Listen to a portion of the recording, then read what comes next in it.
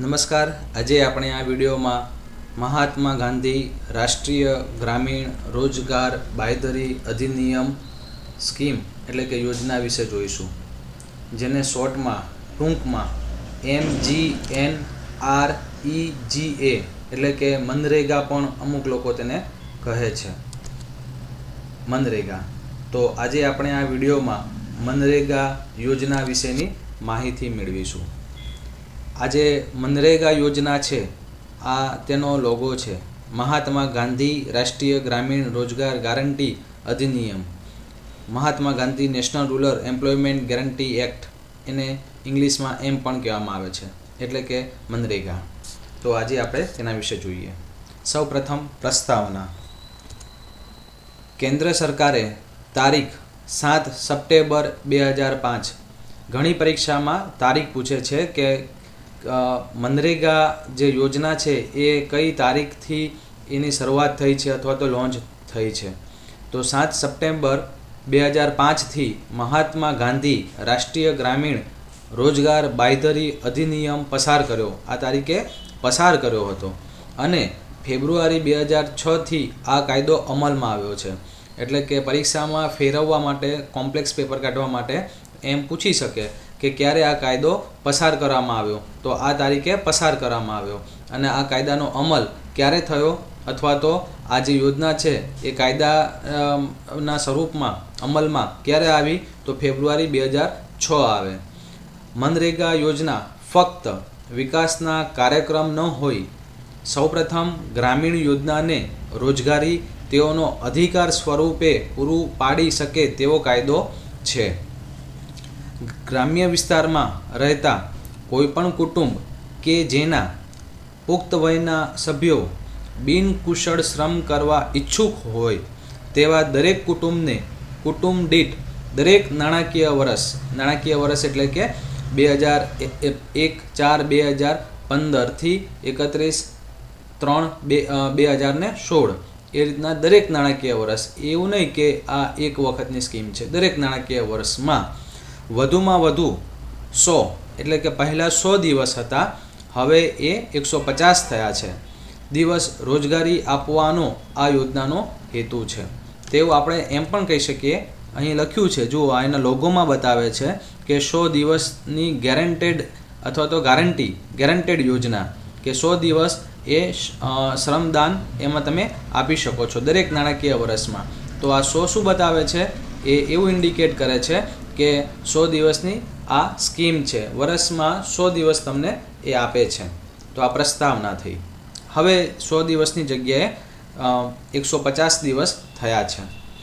જો તમારે અમારા બધા જ વિડીયોનું લિસ્ટ જોતું હોય કે જેમાં યોજના, તેવી જ રીતે રિઝનિંગના પ્રોબ્લેમ્સ, મેથેમેટિક્સના પ્રોબ્લેમ્સ એટલે કે ગણિત, ગુજરાતી ભાષા, ગુજરાતી સાહિત્ય, ગુજરાતી વ્યાકરણ, અંગ્રેજી વ્યાકરણ, કરંટ અફેર, શોર્ટકટ ટ્રીકો, આ બધી જ વસ્તુ તમારે અમારા વિડીયોમાં જોતી હોય અથવા તો તેના વિડીયો જોતા હોય, તો આ જે લિંક દેખાય છે એ લિંક ઉપર ક્લિક કરી અથવા તો આ લિંકના જે URL છે, આ લિંકમાં જે લખ્યું છે એને તેવું જ સેમ તમારા બ્રાઉઝરમાં નાખીને જોવાથી તમને અમારા બધા જ વિડીયોનું લિસ્ટ ત્યાં તમને આપોઆપ મળી જશે. તો આ લિંક જે છે એ લિંક બ્રાઉઝરમાં લખી તેને જોવા વિનંતી. 2. આ યોજનાનો લાભ કોણ લઈ શકે? આ યોજનાનો હેતુ ગ્રામીણ કુટુંબના પુખ્ત વયના સદસ્યો કે જેઓ બિનકુશળ કામ કરવા ઈચ્છુક હોય, એટલે કે તેમની પાસે કુશળતા નથી, બરાબર છે, તેવા દરેક કુટુંબને કુટુંબ દીઠ દરેક નાણાકીય વર્ષમાં વધુમાં વધુ પહેલા 100, અત્યારે 150, ગ્રામીણ વિસ્તારમાં 150 દિવસ રોજગારી આપવાનો છે. યોજનાના લાભ. આ યોજના થકી કોને અને કેવા પ્રકારના લાભ થઈ શકે? તો સામાજિક સુરક્ષા વધી શકે, એટલે કે મનરેગા યોજના થકી રોજગારી પૂરી પાડી ગ્રામ્ય વિસ્તારોમાં નિવાસ કરતા જરૂરિયાતમંદ કુટુંબોને આજીવિકાના અવસરો આપવામાં મદદરૂપ થવું. એટલે કે જે ગ્રામ્ય વિસ્તારમાં રહેતા હોય અને જરૂરિયાતમંદ કુટુંબ હોય તો તેને એ પોતાના આજીવિકા અથવા તો તેમનું જે રહેણીકરણી છે અથવા તો આજીવિકા છે એમાં આપી મદદરૂપ થઈ શકાય એમ છે. આજીવિકા સુરક્ષા સાથે ગ્રામ્ય વિસ્તારમાં ટકાઉ અસ્કયામતોનું નિર્માણ, જળ સુરક્ષાની સ્થિતિમાં સુધાર અને જમીનની ઉત્પાદકતામાં વધારો. સ્વાભાવિક છે, કારણ કે આ સ્કીમ જે છે ગ્રામ્ય વિસ્તારો માટે વધુ લાગુ પડે છે.